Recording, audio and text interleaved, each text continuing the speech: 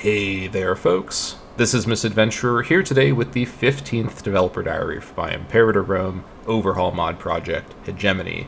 This is going to be the final dev diary I upload prior to the August 1st, 2024 alpha release of the mod on the Steam Workshop, and I've hopefully set expectations previously, and I'll do it again here, that the August 1st release is an alpha release. It's not a full release, it's not a 1.0 feature complete release. Rather, this is going to be a release of a playable but very early version of the mod with the core gameplay set up, but with a lot of extra features and details added in as the alpha and then later the beta proceed.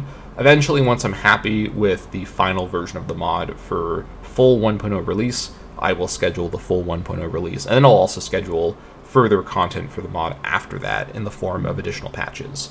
So hopefully that has laid out the expectations here. Let's go ahead and talk about what I've been working on with Hegemony in the past couple of months.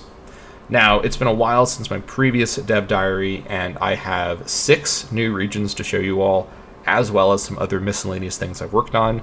All of this information is largely also going to be found on my Hegemony Discord, link in the description, where I've been updating people with image and text posts pretty regularly over the last couple of weeks. So first of all, let's hop in here and talk about the way I'm planning to set up the alpha release version of the playable area. Now, I've made a tough call about what to include and what not to include for the alpha release, and given time constraints and my desire to clean up some of my earlier areas prior to the August 1st date, I've decided to actually remove Parsa from the map.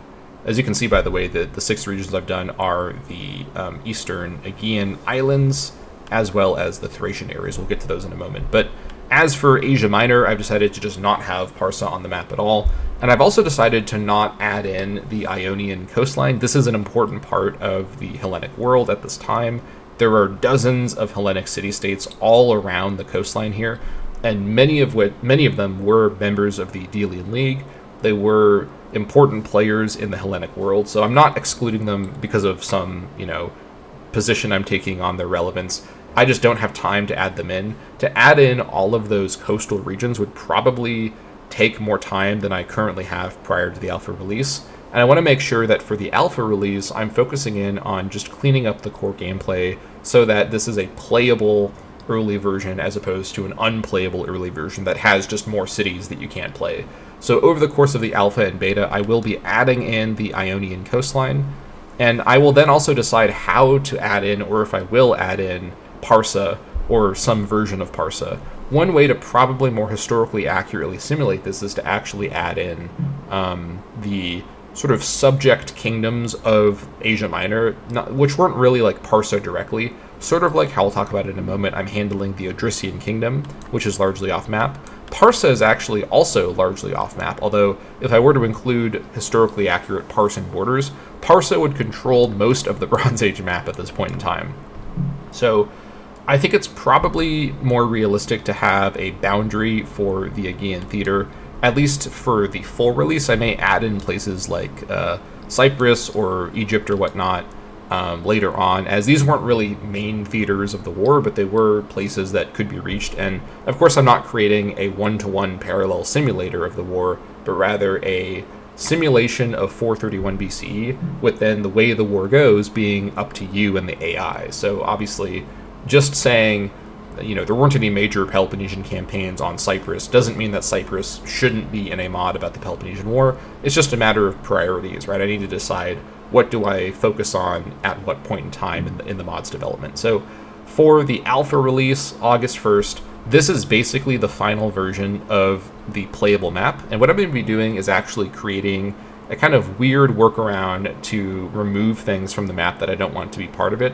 I'm already sort of working on it now, and I don't know if you can tell very easily.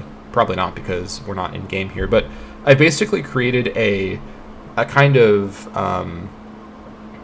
I've created a region with a single giant province, which I've called in the code the question area. This is a province that is coded to be impassable and uninhabitable, and I'm basically going to spread this map boundary style province across the coastline to physically prevent any units or colonization from entering into the areas that are off map.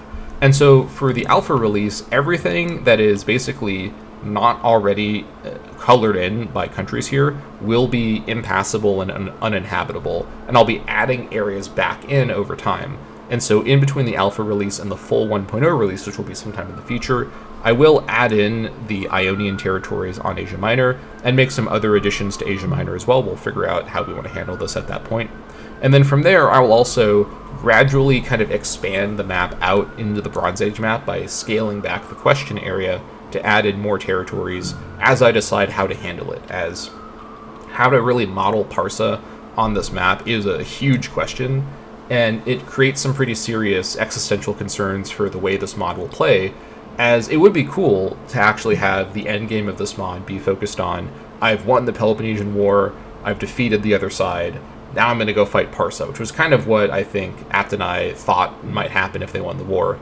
But I think that modeling that experience in the Bronze Age map could be a bit tricky. We'll figure out exactly how to handle that as we go. So anyways, with that disclaimer out of the way and with the explanation of the unplayable area out of the way, again noting that I'm not ignoring the Ionian coastline. This is an important part of the Delian League. I just don't have time to add them in, to add in the probably 5+ regions I would need to add in time for the alpha release and be happy with it.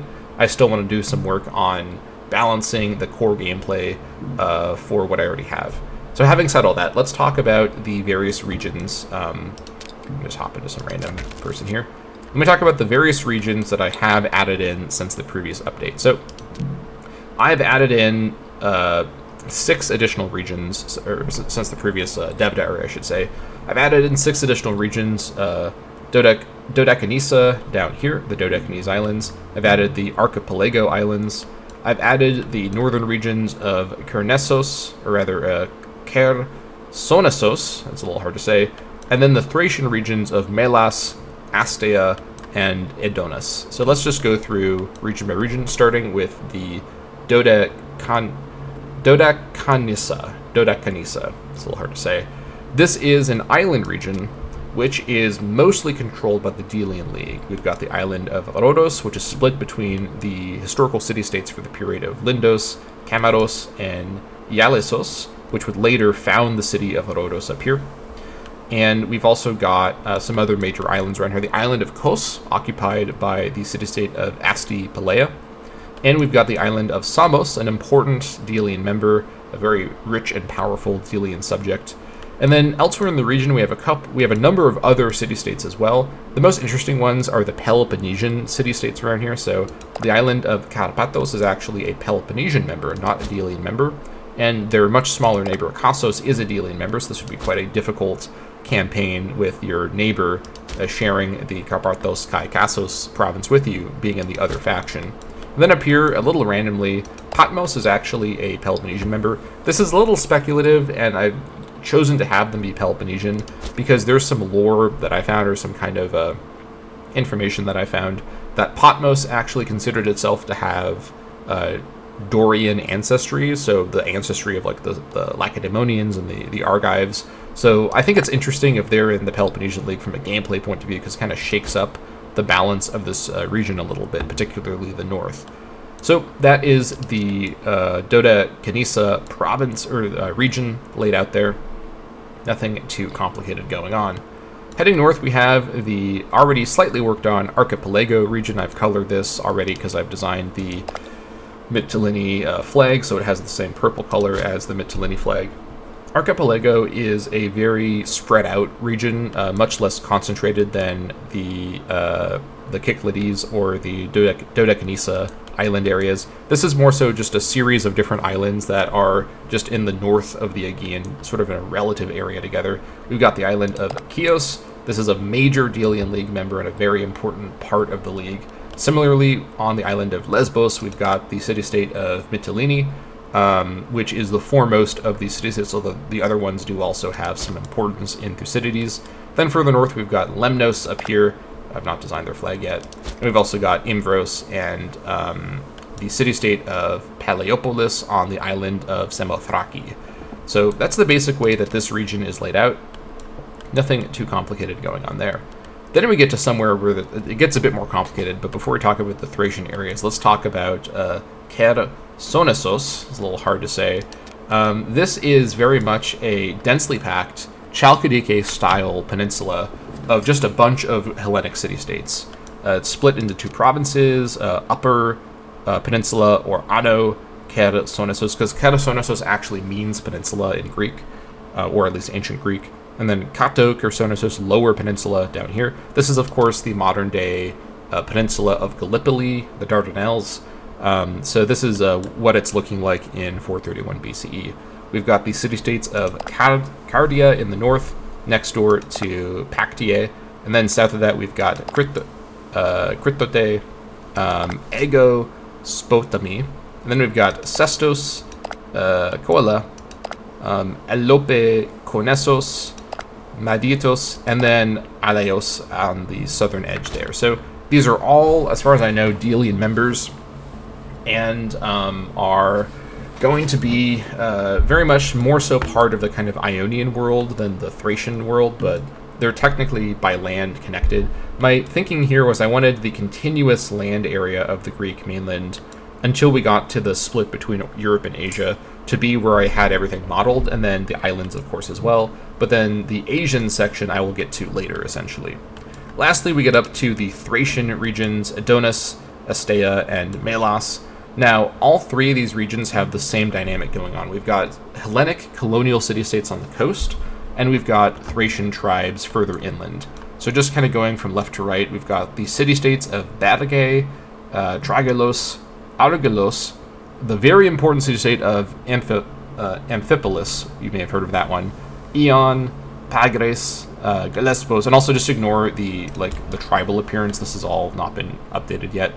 Apollonia, Oisime, Philippoi, Neapolis, Abderos, Thasos, which is actually kind of like an archipelago city-state, but it's part of the Astea region, just because it's too far away from archipelago for that to make sense, but it's another island city-state.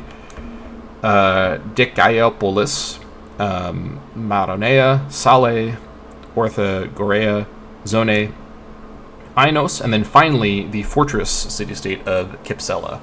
And then we've got 7 Thracian tribes. I'm going to talk for the rest of this video, or almost the rest of this video, about the way I'm planning to model this. We've got the tribes of Odomanti, Sape, Bastoni, Kikoni, Korpiliki, Korpiliki, Paiti, and the Aspinthii. So these are all historical Thracian tribes that were part of what's called the Odrysian Kingdom. And I've actually gone back and forth over the course of the dev diaries and on the Discord about how to model the Odrysian Kingdom in this game, or in this mod, as the Odrysian Kingdom is mostly located in sort of internal, like mainland Thrace, which is not on this map, but it did have a role in the Peloponnesian War.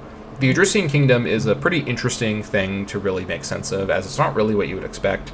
It's not so much like a barbarian kingdom that is like hostile to the Hellenes, which is kind of how the Macedonians think of them, because they are hostile with the Macedonians. Essentially, and this is a very kind of abridged history, the Odrysian Kingdom came to be in the aftermath of the joint Athenian-Lacedaemonian alliance, powering through Thrace on the way towards Asia as they were chasing the Parsons out of Europe after the Second Parson invasion. Remember, after the Second Parson invasion, Battle of Plataea, Parsons basically leave, and the Hellenic alliance follows them through northern Hellas and into Thrace, and basically are kicking them out as they go. They're destroying their forts, they're kind of preventing them from having a presence there, as these were all territories held as occupied borderlands by the Parsons for a long time. So, as the Parsons basically withdraw from the European side of the Bosphorus, as the Hellenes are pushing them out, in the aftermath of that, in Thrace, some of the Thracian tribes basically are able to finally organize into a kingdom, and this is the foundation of the Odrysian Kingdom. So the Odrysian Kingdom rises up in the power vacuum after the Parsons leave, and they're very much a interesting phenomenon in that they were much more civilized than I think one would have assumed. They had a sophisticated culture, a complicated court system, They were expert metalworkers and crafters. They minted coinage. They basically did all of the things that we look at the ancient Hellenes as having done and say, oh, the ancient Hellenes or the ancient Greeks are sophisticated and cultured, but then these, tribal natives are not like that. And it really just goes to show that the boundaries of what it means to be like civilized or whatnot is very arbitrary in a lot of ways, as there wasn't really much difference between the Odrysian kingdom and the ancient Hellenes in terms of the structure of their society, just some very minor like differences or things that were lacking one way or another. So the Odrysian kingdom is this centralized, organized state in central Thrace, and over the course of the decades between the Parsan withdrawal and 431 BCE, it has expanded its power and essentially conquered Thrace, and has a kind of hegemonic relationship, actually kind of similarly to the hegemons of the leagues, to Thracian tribes all over the entire area. So these 7 tribes, which are all historical Thracian tribes from the time, are 7 of these kind of frontier, edges of the kingdom, borderlands tribes that are within the kind of sphere of influence of the Odrysian kingdom. Now, the way that I plan to, not pre-alpha, but later on,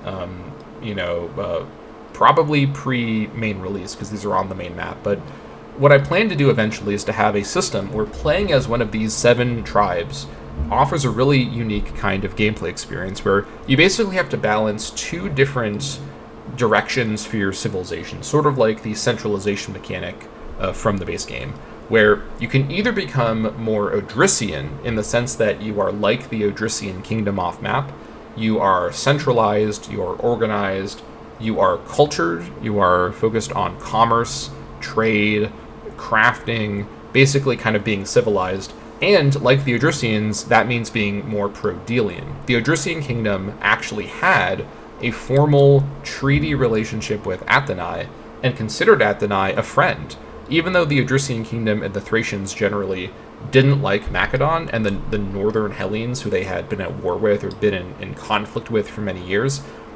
They actually were pretty friendly with the southern Hellenes, like Athenae.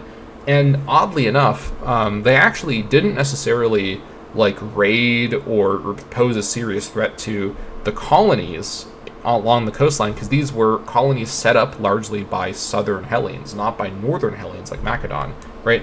Macedon actually itself had conflict with a lot of these southern Hellenic colonies.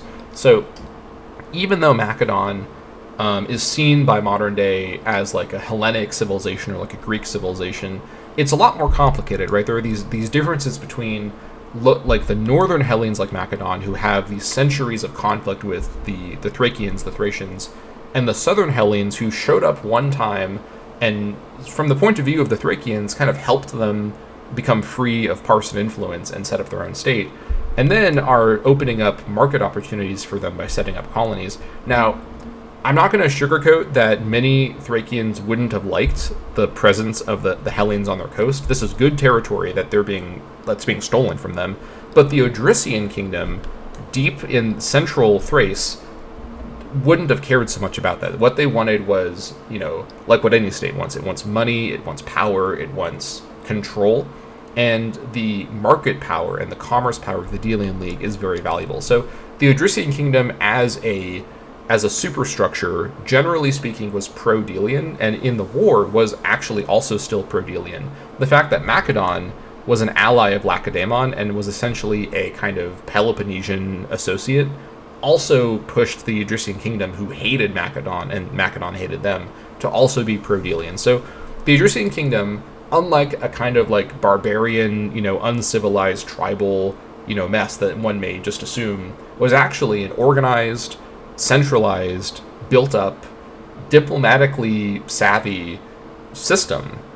And so in-game, playing as one of these tribes, that's one way that you can go, is you can lean into your Odrysian identity as an Odrysian subject tribe by focusing on centralization, focusing on commerce, peace with the colonies, hostility towards Macedon, being pro-Delian. But what you can also do is go against this. You can actually focus on your Thracian or Thracian identity, one that is not going to tolerate anybody who's not your own tribe controlling this good territory, controlling the coastline, and deciding the destiny of your homeland, right? Hostile to Macedon, hostile to the colonies, hostile to everybody, or choosing your own way, choosing to strategically break away from the Odrysians and focus on your own path forward while potentially still being pro-Delian.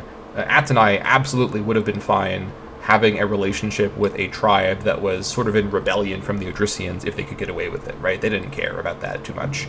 So playing as one of these 7 tribes, you can walk a balancing act between staying in the Odrysian kingdom system, this kind of off-map Odrysian kingdom system, which sort of locks you in to being friendly with the colonies and helping the Delians, if not necessarily being literally in the Delian League, and being hostile to Macedon and the Peloponnesians.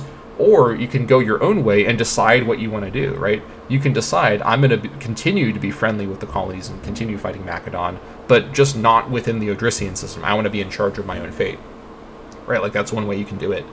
And that second option of focusing on your own identity, your sort of Thracian identity, and not your Odrysian status, is one that will allow you to be more focused on war and raiding and sacking, and using your martial power in a way that is not constrained by the diplomatic concerns of the distant Odrysian kingdom. At the end of the day, this is a very kind of nuanced way to depict this, and I'm open to feedback on how I'm going about this. But what I want to do is have this be more complicated than just the Odrysians or the Thracians are tribal barbarians, and that's how they're different from the Hellenes. It's so much more complicated than that, and I think it's much more interesting to say the Odrysians, who are not playable, like the Odrysian kingdom itself, the actual like kingdom, has all of these kind of unusual and kind of interesting needs and goals that are in many ways in conflict with what is best for these local tribes. These are tribes that are very much themselves subjects of the Odrysians, and their identity as we are good Odrysian-style Thracians, or we are true Thracians, who are going to find our own path and abandon and reject the Odrysian way. That's a much more interesting kind of story that I could tell with this setup that I think does have a basis in the real history. You know, at the end of the day, a lot of our knowledge about these tribes is very, very, very limited. Basically, all we know about them is their names. So this is a gray area of historicity that I'm more than happy to introduce this interesting narrative framing for, because I think it's a cool idea, right? Like, playing as one of these tribes and deciding I'm going to be like the Odrysians and focus on having good relations with the Hellenes, which makes money and is safer in some ways, or I'm going to roll the dice with destiny and embrace my true Thracian identity. Like, I'm not just an Odrysian puppet, I'm a Thracian, right? I'm going to, push out the colonizers and claim the Thracian regions for my people, for our people, for all this stuff. It's a really cool, setup, and one of my goals with this mod is to have every single, campaign have a cool narrative idea behind it, right? Have a cool concept for what this story can be, right? Because at the end of the day, when you make a campaign, when you play a campaign as a player, you're kind of creating a narrative as you go, whether you really are planning to or not. So that's essentially my summary of the Thracian tribal mechanics. All of this stuff will not be in the August 1st alpha release. This is all going to be post-alpha, but I'm hoping to have this all in by the time of the main release in the future, the 1.0 release. Now, with all that said, one more thing I want to show off is a graphical change I've made, which is the way I have changed the appearance of cities. Now, essentially, what I've done, and it's a very subtle difference, I have dramatically reduced the scaling of how the number of pops in a city actually create visible buildings on the map. It's a little hard to explain, but take a look, for example, at the city of Fare. You'd look at this and you'd think, based on the base game, there's one pop here. This is a 6 pop location. Okay, maybe that's not the best example. Maybe, good example would be Mycenae, right? This doesn't look like very much, but it's actually 16 pops. And let's see, Tyrann's with its 12 pops. This amount of buildings seems like way less than that. I basically reduced the scaling so that the number of buildings that appear and the kinds of buildings that appear, I've tried to make it so that for the Hellenes, the kinds of buildings that appear, seem like, it's a little hard to explain. Basically, the difference between high density and low density buildings because these are cities, right? These are not villages. So basically, I want the cities in this game to look very concentrated, to look very kind of like smushed together, because what you're not seeing, what I can't show with the base game graphics, are walls. All of these cities are meant to be walled by and large. And so another example is Tegea. This is a 12 population tile that looks like a 1 population tile from the base game. So I want small, tightly packed city graphics. And one more thing I've done is, and you can see, by the way, Corinthos with its 85 pops. I mean, I may adjust this, but you can see, like, this is what it's going to look like. It's not, like, sprawling over the whole tile the way it would be normally. Instead, it's tightly packed, centralized, and it still looks very, very built up. But it is... I think that this just looks like a better way to depict it, and it feels more accurate to the period. So one more thing I've done is I have added in the Parthenon. So we've got ourselves a wonder in Athenae. This is actually a... And you may be wondering, how did I do this, right? So I actually used some elements from another mod. I got permission from the mod author to do this, and I created a wonder. And then I also rescaled the wonder to be a lot smaller so it fits in better and looks like it's the same scale as the city. So this is the Parthenon of Athenae. I've not fully set up the actual like wonder mechanics. It's a little I copied and pasted the pyramid wonder modifiers. So I'm going to adjust this later. This is not the final version of the modifiers, but the Parthenon is going to be in game as a wonder. I thought about adding more wonders, and I might do that where appropriate.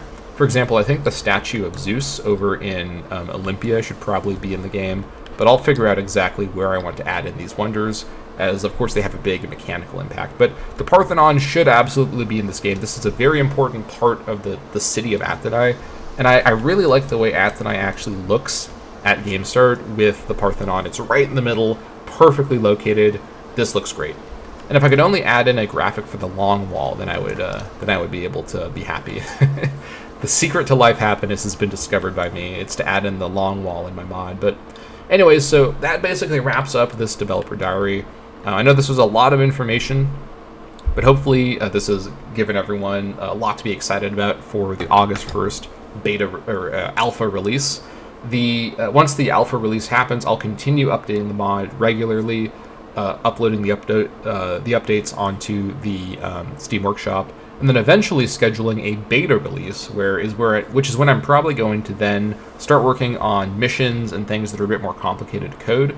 But I at least want all of the core like gameplay experience to be modeled and ready to go for the alpha release. So that wraps it up for this episode of my Developer Diary series. Thank you all so much for watching, and I'll see you all next time.